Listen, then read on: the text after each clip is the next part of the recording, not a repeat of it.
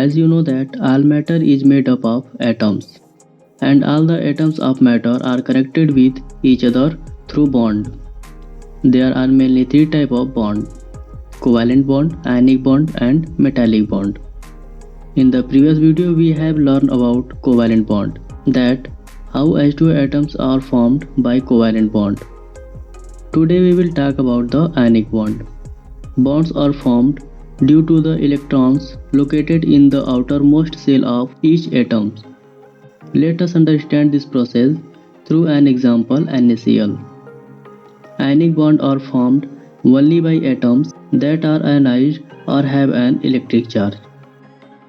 Before understanding ionic bond, let us know how an atoms form an ion.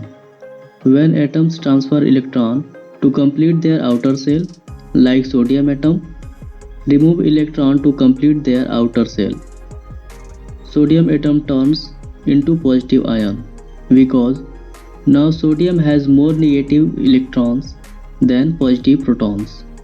Similarly, when chlorine accepts an electron to fill its outer shell, the number of negative electrons in it increases in comparison to positive protons, so that it behaves as negative ion. As you know that two opposite charges generated attraction.